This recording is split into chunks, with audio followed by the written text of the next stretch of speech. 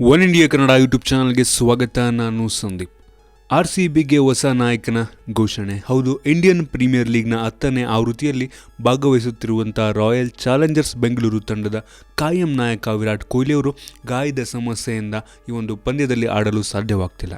ಆದ ಕಾರಣ ತಂಡವನ್ನು ದಕ್ಷಿಣ ಆಫ್ರಿಕಾದ ಸ್ಟೈಲಿಶ್ ಬ್ಯಾಟ್ಸ್ಮನ್ AB ಡಿವಿಲಿಯರ್ಸ್ ಅವರು ಮುನ್ನಡೆಸ್ತಾರೆ ಅಂತ ಒಂದು ಸುದ್ದಿ ಓಡಾಡ್ತಾ ಇತ್ತು. ಆದರೆ ಇದೀಗ AB ಡಿವಿಲಿಯರ್ಸ್ ಸಹ ಈ ಒಂದು ಗಾಯದ ಸಮಸ್ಯೆಯಿಂದ ಈ ಒಂದು ಪಂದ್ಯವನ್ನು ಆಡಲು ಸಾಧ್ಯವಾಗದ ಕಾರಣ ಈ ಒಂದು ನಾಯಕತ್ವದ ಜವಾಬ್ದಾರಿಯನ್ನು ಆಸ್ಟ್ರೇಲಿಯಾದ ಆಲ್ರೌಂಡರ್ ಆಟಗಾರ ಶೇನ್ ವ್ಯಾಟ್ಸನ್ ಅವರಿಗೆ ನೀಡಲಾಗ್ತಿದೆ. ಇತ್ತೀಚೆಗಷ್ಟೇ ನಡೆದಂಥ ಆಸ್ಟ್ರೇಲಿಯಾ ವಿರುದ್ಧದ 3ನೇ ಟೆಸ್ಟ್ ಪಂದ್ಯದಲ್ಲಿ ಕ್ಷೇತ್ರ ರಕ್ಷಣೆ ವೇಳೆ ಕೊಹ್ಲಿ ಭುಜಕ್ಕೆ ಗಾಯ ಮಾಡಿಕೊಂಡಿದ್ರು. ಅದಾದ ನಂತರ 4ನೇ ಹಾಗೂ ನಿರ್ಣಾಯಕ ಪಂದ್ಯದಲ್ಲೂ ಕೂಡ ವಿರಾಟ್ ಕೊಹ್ಲಿ ಅವರು ಆಡಲು ಸಾಧ್ಯವಾಗಿರಲಿಲ್ಲ.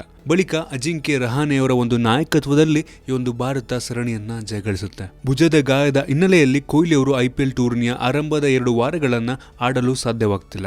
ಬುಧವಾರ ಸನ್ರೈಸರ್ಸ್ ಹೈದರಾಬಾದ್ ವಿರುದ್ಧ ನಡೆಯುತ್ತಿರುವಂತಹ ಉದ್ಘಾಟನಾ ಪಂದ್ಯಕ್ಕೆ AB ಡಿವಿಲಿಯರ್ಸ್ ಸಹ ಈ ಒಂದು ಬೆನ್ನು ನೋವಿನ ಕಾರಣ ಆಡಲು ಆಗ್ತಾ ಇಲ್ಲ. AB ಡಿವಿಲಿಯರ್ಸ್ಗೆ ಇನ್ನೂ 1-2 ದಿನ ವಿಶ್ರಾಂತಿಯನ್ನ ನೀಡಲಾಗುತ್ತಂತೆ. ಏಪ್ರಿಲ್ 8ರಂದು ಡೆಲ್ಲಿ ಡೇರ್ ಡೆವಿಲ್ಸ್ ವಿರುದ್ಧದ ಪಂದ್ಯಕ್ಕೆ ಲಭ್ಯವಾಗುವಂತಹ ನಿರೀಕ್ಷೆ ಇದ್ದೇ ಇದೆ. ಒಟ್ಟಿನಲ್ಲಿ ತಂಡದ ಪ್ರಮುಖ 2 ಬ್ಯಾಟ್ಸ್ಮನ್ಗಳ ಸೇವೆಯಿಂದ ವಂಚಿತರಾಗಿರುವಂಥದ್ದು RCB ಟೂರ್ನಿ ಆರಂಭಕ್ಕೂ ಮುನ್ನವೇ ಒಂದು ಆಘಾತವನ್ನ ಉಂಟು ಮಾಡಿದೆ. ಕಳೆದ ವರ್ಷ ನಡೆದಂತ ಫೈನಲ್ ಪಂದ್ಯದಲ್ಲಿ ಹೈದರಾಬಾದ್ ವಿರುದ್ಧ ಮುಗ್ಗರಿಸಿದಂತಹ ಬೆಂಗಳೂರು ರನ್ನರ್ ಅಪ್ ಪ್ರಶಸ್ತಿಯನ್ನ ಪಡ್ಕೊಂಡಿತ್ತು. ಕಾದ್ ನೋಡಬೇಕು ಒಂದು ಶೇನ್ ವ್ಯಾಟ್ಸನ್ ಅವರು ಯಾವ ರೀತಿ ಒಂದು ಕ್ಯಾಪ್ಟನ್ಸಿಯನ್ನ ನಿರ್ವಹಿಸ್ತಾರೆ ಅಂತ. ನಿಮ್ಗೆ ಅನ್ಸುತ್ತೆ RCB ತಂಡವನ್ನ ವ್ಯಾಟ್ಸನ್ ಅವರು ಹೇಗೆ ಮುನ್ನಡೆಸ್ತಾರೆ?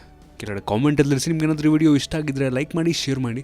ಇದೇ ರೀತಿ ನಮ್ಮ ಬೇರೆ ಬೇರೆ ವಿಡಿಯೋಗಳಿಗೆ ಒನ್ ಇಂಡಿಯಾ ಕನ್ನಡ ಯೂಟ್ಯೂಬ್ ಚಾನಲ್ಗೆ ಸಬ್ಸ್ಕ್ರೈಬ್ ಮಾಡಿ. ಧನ್ಯವಾದ.